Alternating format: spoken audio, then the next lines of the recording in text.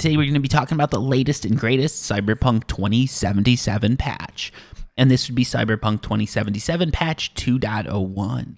So this is the first patch after the Cyberpunk 2.0 update, and as expected, this patch does a lot of fixing and not much adding. So here's what's been fixed. For the Phantom Liberty expansion, there's been fixes to 3 quests. It would be the Balls to the Wall questline, the Dog Eat Dog questline, and the Firestarter questline. These all had issues that would basically make it hard to complete the quest or impossible to complete the quest, or in the case of Dog Eat Dog, it would get you multiple relic points. Those have all been fixed. The relic point glitch is no longer available, but you can still get all your relic points just by playing through the Phantom Liberty questline, and the other 2 missions will work now. So those of you who are stuck are unstuck now, hopefully. Next up, there's a fix to moving heat.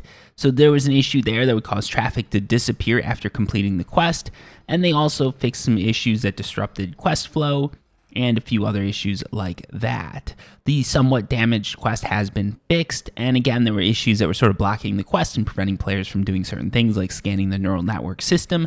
Those issues have been fixed. You Know My Name has been fixed. There was an issue where V could remain connected to the sniper nest, and a few other issues which would basically block quest progress. Moving on, there's an automatic love quest which could go badly and cause you to be stuck with distortions on your screen. You're no longer going to be stuck with those. So any of you who are stuck there, the distortions are now gone, so you can go back to that save. And the same with Ghost Town. If you had a save that was saved prior to Cyberpunk 2.0 and it was saved during combat for this quest, you would basically be stuck and couldn't complete the quest. Now you can. The gig breaking news has had a few fixes where the gig wasn't triggered and things weren't triggered and things just weren't working. Those have all been fixed. Going away party, again, has been fixed. The Lord giveth and taketh away has been fixed. These are all issues where just things weren't spawning or they were spawning in the incorrect places. Killing in the name also has an issue that's been fixed, where players would be blocked from completing the quest line. There's a website, the Bartmos Collective website, that wasn't visible in some cases. That's been fixed. Praying for Time, they fixed an issue where healing and radio icons disappeared from the HUD after the car chase with Takimura. Space Odyssey has been fixed. It was a quest that didn't activate if the location was approached prior to Update 2.0, so those of you who haven't done the Space Oddity quest can now do it. Another blocker that's been fixed was the heist. There was an issue where Jackie wasn't appearing where he should and you couldn't move on with the quest. Moving on, you've got the Prophet Song, where they fixed an issue that basically once you finished with that quest, the police would look the other way when you committed a crime. The Ripper Dock, they fixed an issue where if the player got into the driver's seat from the passenger seat, Jackie would return to the noodle stand and refuse to drive to the Ripper Dock, which that probably would have been better for Jackie, but it's not good for V. Or maybe it is, actually. Anyways, they fixed an issue where the NCPD scanner hustlers could remain uncompleted even after looting the necessary containers. They fixed an issue where some iconic weapons wouldn't appear on the wall of the stash in V's apartments, and they lowered the value of the attribute check required to enter the area where thermal katana can be looted. So for those of you looking for the thermal katana, you can now get it just a little bit earlier, which is exactly not what she wants. Now moving on to some gameplay changes. They made it possible to properly switch to armed cyberware by cycling through weapons. They addressed an issue that could cause V to become invulnerable to damage.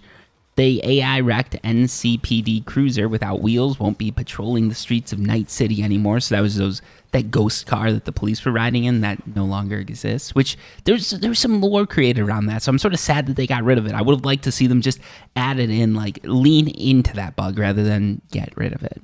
They fixed an issue where some obsolete mods in the inventory and stash weren't properly exchanged for a new weapon mod. Fixed an issue where weapons obtained pre-Update 2.0 could have a tier that's too high when compared to the player's level. They returned various obsolete crafting specs, removed various obsolete crafting specs. It would be very weird if they just added them back in. Disassembling a budget armed Slotomatic will now give 1 crafting component, because everybody cared about that, right?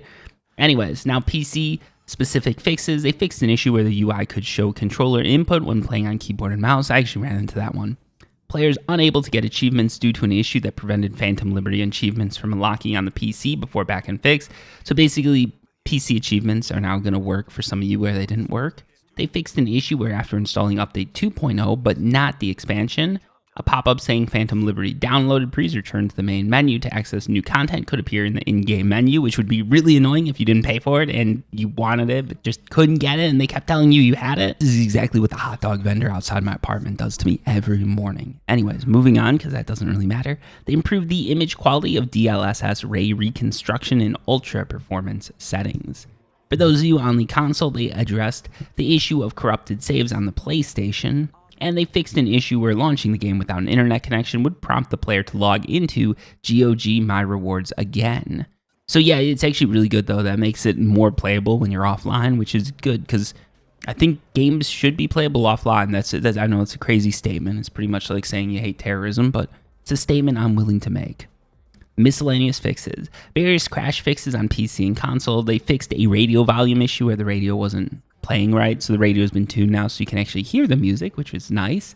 They added sounds for the basilisks that were missing. They fixed an issue where the player could earn an infinite score in Trauma Drama.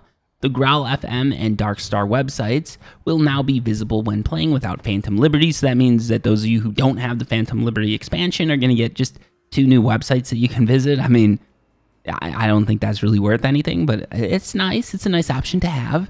They fixed an issue where disconnecting from the internet didn't result in an error message being displayed in My Rewards and Cross Progression tabs. 2 songs have been removed when you select Disable Copyright Music. Those songs would be History and Trash Generation. So basically, if you do have Cyberpunk VODs or streams or anything up, you might want to go through and remove these 2 songs because it could cause copyright issues in the future. I don't know if it's going to be serious. A lot of the time they just claim your revenue, which sucks, but in the grand scheme of things, if the video's been up for a couple days, you've probably gotten a lot of the revenue out of it unless it's evergreen content, and this is too much content creator talk. You guys don't care about that. Fixed an issue where hair didn't cast shadows when ray tracing was enabled. Players who pre-ordered Phantom Liberty are now going to get that car that they promised, the pre-order bonus, the Quadra Sport R7 Vigilante, and they made several improvements to Ukrainian localization. So there were some little things that were pushed in there about, you know, people and wars and things like that are going on right now. That's been removed, I guess. And then when it comes to the red mod, they fixed an issue where tweak mods would not compile in red mod, and they added Phantom Liberty support to red mod, so modders can now go a little bit more nuts.